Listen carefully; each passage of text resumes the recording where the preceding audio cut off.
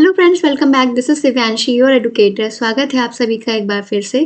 तो आज के इस लेक्चर में हम एक बहुत ही ज़्यादा इंपॉर्टेंट टॉपिक डिस्कस करने जा रहे हैं, जिसका नाम है एनसीएफ 2005। एनसीएफ की फुल फॉर्म होती है नेशनल करिकुलम फ्रेमवर्क। इसको हिंदी में कहते हैं राष्ट्रीय पाठ्यचर्या की रूपरेखा। तो ये टॉपिक बहुत ज़्यादा इंपॉर्टेंट है आपके बीएड एग्जाम के लिए, सीटेट के लिए एंड अदर स्टेट टेट्स के लिए भी। एंड इस लेक्चर में हम एनसीएफ के उन्हीं पॉइंट्स को डिस्कस करेंगे जो आपके एग्जाम्स के लिए बहुत ज़्यादा इंपॉर्टेंट है, जिसपे क्वेश्चंस बनते हैं। ओके, बाकी एनसीएफ 2005 का जो डॉक्यूमेंट है वो काफ़ी ज़्यादा लेंदी है, कुछ 159 पेजेस का। लेकिन अगर कोई इंटरेस्टेड है उसको डिटेल में पढ़ने में, किसी को देखना है कि उसमें क्या क्या लिखा हुआ है, क्या क्या चीज़ें डिस्कस की गई हैं, तो उसका लिंक आपको डिस्क्रिप्शन बॉक्स में मिल जाएगा। आप वहाँ से पीडीएफ डाउनलोड करके उसको पढ़ सकते हैं। ओके, बाकी इस लेक्चर में हम देखेंगे कि एनसीएफ के स्पेशल फीचर्स कौन कौन से हैं, इसके 5 गाइडिंग प्रिंसिपल्स कौन कौन से हैं, एंड सीटेट में कहाँ से क्वेश्चन पूछे जाते हैं। तो इन सभी बातों को हम डिस्कस करेंगे। तो चलिए शुरू करते हैं। सबसे पहले बात करते हैं what is NCF. National curriculum framework क्या है? सी एनसीएफ बेसिकली एक गाइडलाइन है जिसमें ये बताया गया है कि इंडिया के जो स्कूल्स हैं वहाँ का करिकुलम कैसा होना चाहिए, वहाँ का सिलेबस कैसा होना चाहिए, बच्चों की टेक्स्ट बुक्स कैसी होनी चाहिए, जो टीचिंग प्रैक्टिसेस हैं स्कूल्स में वो कैसी होनी चाहिए। बेसिकली एनसीएफ 2005 का पर्पस क्या है? इसका पर्पस है कि इंडिया के जो स्कूल्स हैं उनको एक फ्लेक्सिबल करिकुलम प्रोवाइड करे, जिसमें बच्चों का ओवरऑल डेवलपमेंट हो, बच्चों का फिजिकल डेवलपमेंट भी हो, उनका इमोशनल डेवलपमेंट भी हो, उनका कॉग्निटिव डेवलपमेंट भी हो। ठीक है, जो बच्चों की एजुकेशन है, उनकी जो शिक्षा है, वो पाठ्य पुस्तक केंद्रित नहीं होनी चाहिए, बल्कि बाल केंद्रित होनी चाहिए। बच्चों का जो इंटरेस्ट है, उनकी जो नीड्स है, उनकी जो एबिलिटीज़ हैं, उन सब चीज़ों को ध्यान में रखते हुए बच्चों का करिकुलम बनाना चाहिए। और करिकुलम कैसा होगा, सिलेबस कैसा होगा, टेक्स्ट बुक्स कैसी होगी, इस सब के लिए गाइडलाइंस किसमें दी गई हैं? इसके लिए गाइडलाइंस दी गई हैं एनसीएफ 2005 में।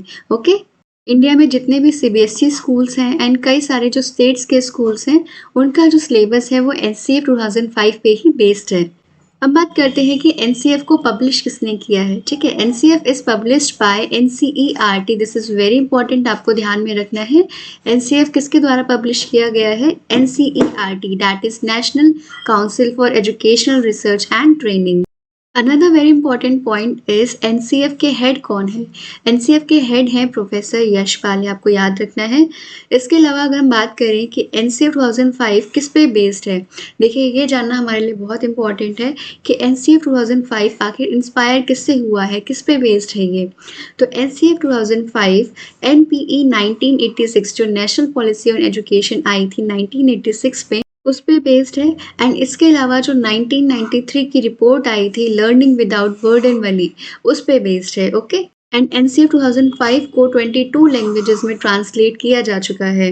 इसके अलावा एनसीईआरटी ने इंडिया के सभी स्टेट्स को ₹10 लाख का ग्रांट भी दिया था, ताकि सभी स्टेट्स अपनी लोकल लैंग्वेज में एनसीएफ 2005 को प्रमोट करें एंड उनके जो स्टेट का सिलेबस है उसको वो एनसीएफ से कंपेयर करें। तो ये चीज़ आपको पता होनी चाहिए कि एनसीईआरटी ने 10 लाख रुपीस का ग्रांट दिया था इंडिया के सभी स्टेट्स को, ताकि वो एनसीएफ को अपनी लोकल लैंग्वेज में प्रमोट करे। ओके, अनदर पॉइंट इज, देखिए एनसीएफ 2005 जो है वो 4th नेशनल करिकुलम फ्रेमवर्क है। ओके, इससे पहले 3 और एनसीएफ आ चुके हैं।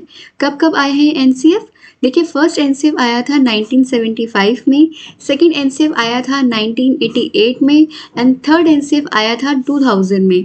उसके बाद फोर्थ एनसीएफ आया है 2005 में। Another very important point is NCF 2005 is based on constructivist approach, यानी कि कंस्ट्रक्टिविज्म पे बेस्ड है NCF 2005 एंड ये पॉइंट आपके सीटेट एग्जाम के लिए बहुत ही ज़्यादा इंपॉर्टेंट है। ओके, तो क्या होती है कंस्ट्रक्टिविस्ट अप्रोच? इसका मतलब होता है कुछ करके सीखना, यानी कि लर्निंग बाय डूइंग पे फोकस करता है ये। बच्चा जो कुछ भी सीखे वो लर्निंग बाय डूइंग से सीखे, अपने एक्सपीरियंस से सीखे, वो ना कि रोट लर्निंग करे। बच्चा बिल्कुल भी रट्टाफिकेशन नहीं करना है।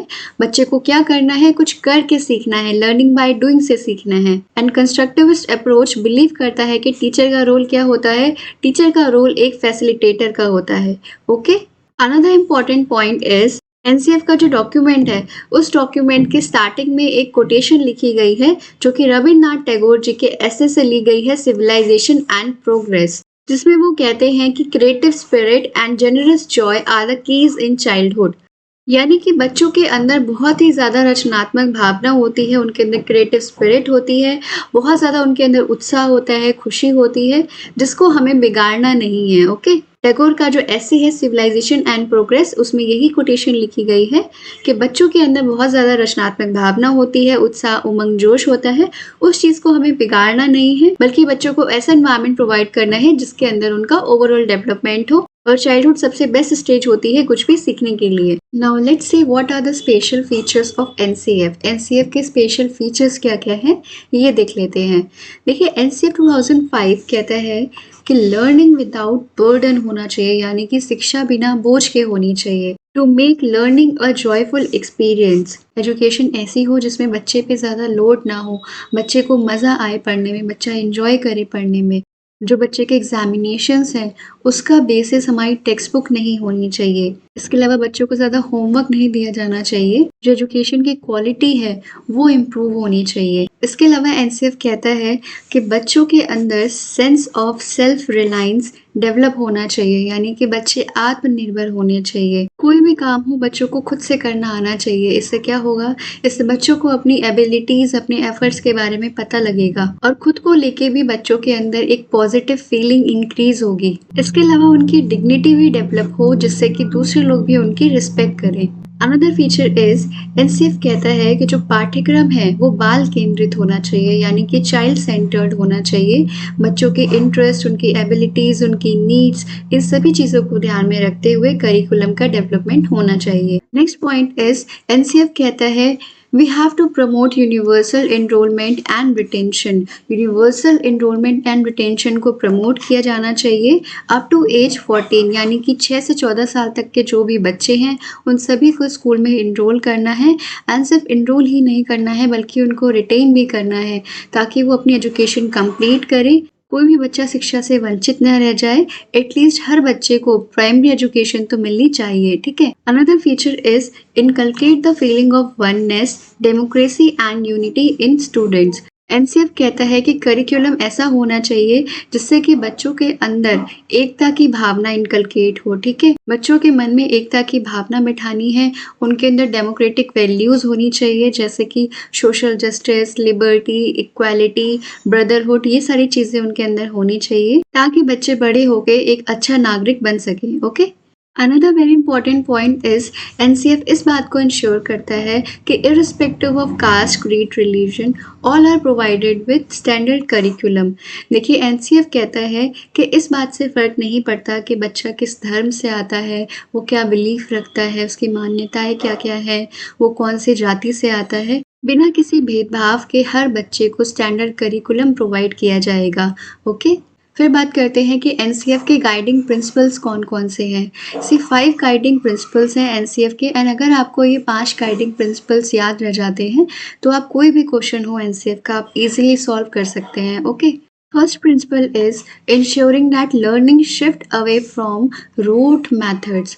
Okay, this is very important. बार बार यही चीज़ बोली जा रही है कि जो एजुकेशन है उसको रोट मेथड से बिल्कुल दूर लेके जाना है। बच्चों की जो शिक्षा है वो रटने पे आधारित नहीं होनी चाहिए बल्कि करके सीखने पे आधारित होनी चाहिए। Second principle is connecting knowledge to life outside the school. बच्चों को जो कुछ भी स्कूल में पढ़ाया जा रहा है वो उनको रियल लाइफ से कनेक्ट करके पढ़ाना चाहिए, उनको वास्तविक दुनिया से जोड़ के पढ़ाना चाहिए। बच्चों को प्रोजेक्ट्स दिए जाने चाहिए, उनको प्लेस करवाने चाहिए, उनको एक्टिविटीज़ करवानी चाहिए, जिससे वो जो कुछ भी पढ़ रहे हैं उसको वो रियल लाइफ से कनेक्ट कर पाएँ। Third guiding principle is enriching the curriculum so that it goes beyond textbook. Curriculum को enrich किया जाना चाहिए जिससे कि वो टेक्स्ट बुक के भी बियॉन्ड हो। करिकुलम ऐसा होना चाहिए जिससे कि बच्चों की क्रिटिकल थिंकिंग इन्हांस हो, उनकी क्रिटिकल थिंकिंग डेवलप हो। बच्चे सिर्फ किताबी कीड़ा ना बन के रह जाएं बल्कि जो रियल लाइफ की प्रॉब्लम्स हैं बच्चे वो भी सॉल्व कर पाएं। Fourth principle is nurturing and overriding identity. इसका मतलब है बच्चों के अंदर ऐसी नेशनल वैल्यूज, ऐसी डेमोक्रेटिक वैल्यूज इनकलकेट की जानी चाहिए जिससे बच्चा एक अच्छा सिटीजन बन सके और देश के काम आ सके। And the last guiding principal is making examinations more flexible. Examination system और ज़्यादा फ्लेक्सिबल होने चाहिए। इसके लिए स्कूल्स में फॉर्मेटिव असेसमेंट, समेटिव असेसमेंट, ये सब इंट्रोड्यूस किए गए। इसके अलावा स्कूल में ग्रेडिंग सिस्टम लाया गया ताकि जो एग्ज़ामिनेशन है वो और ज़्यादा फ्लेक्सिबल हो जाए। सिर्फ़ इस चीज़ पे ध्यान नहीं देना है कि बच्चों के कितने मार्क्स आ रहे हैं, बल्कि इस चीज़ पे भी फ़ोकस करना है कि बच्चा को-करिकुलर एक्टिविटीज़ में कैसा परफ़ॉर्म कर रहा है। ओके?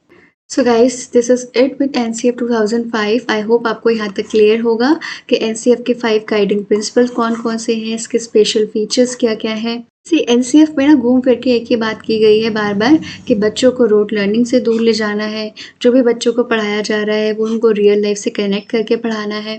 बच्चों का जो बर्डन है वो कम किया जाना चाहिए। बच्चों का ओवरऑल डेवलपमेंट होना चाहिए। बच्चों के अंदर national values, ethics, democratic values ये सारी चीज़ें इनकलकेट करनी चाहिए। तो यही कुछ इम्पोर्टेंट बातें हैं एनसीएफ के बारे में जो आपको ध्यान में रखनी है। इस लेक्चर की पीडीएफ अवेलेबल है टेलीग्राम चैनल पे learn with Divyanshi. You can join me on Telegram. Also you can join me on Instagram and feel free to visit my website for PDF, PPTs, notes, previous year question papers. So guys, thank you very much for watching. See you in the next lecture. Till then, take care. Bye-bye.